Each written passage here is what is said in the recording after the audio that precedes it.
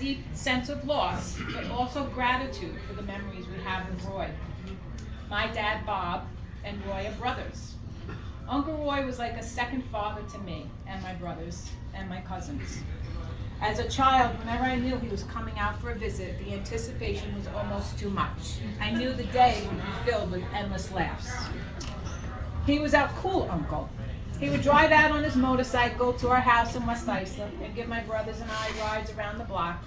I was living large, my hands wrapped tightly around his waist as I rode on the back of that bike. During my childhood, Uncle Roy and I would exchange letters. We talked about tennis players, various bands, our favorite team, the Mets, the Giants, and just life in general. He was always there for me, a great listener and even a better storyteller.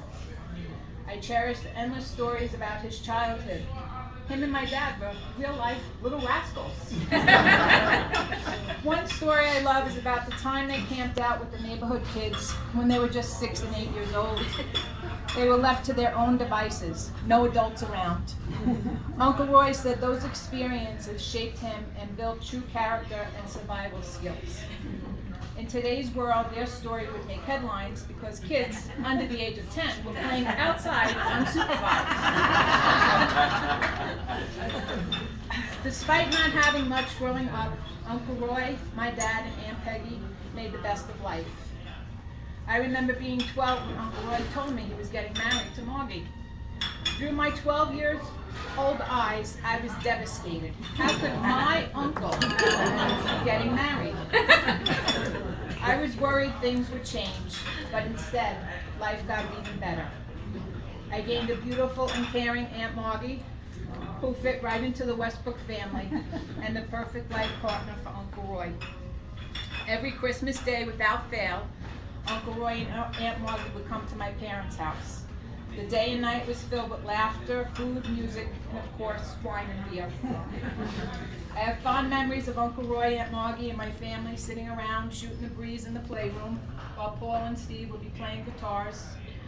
Roy would share captivating stories about his brother, his sister, his parents, his favorite Aunt Betty, his in-laws, his golfing buddies, and long-life friends, working in the sanitation department, and his travels.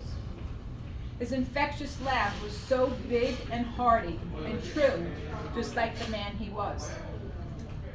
My favorite days were the countless times spent on Fire Island with Uncle Roy, Aunt Margie, and my parents.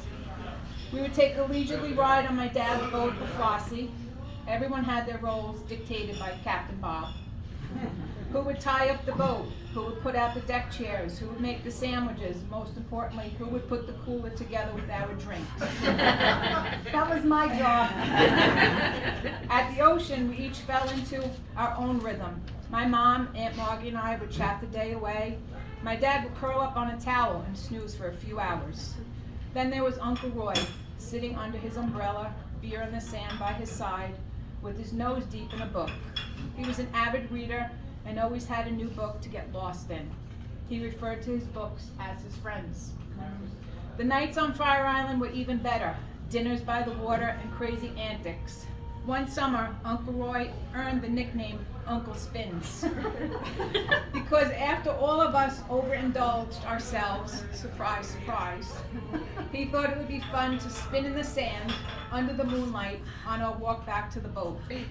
What started as spinning turned into falls, and the walk took twice as long due to our uncontrollable laughter.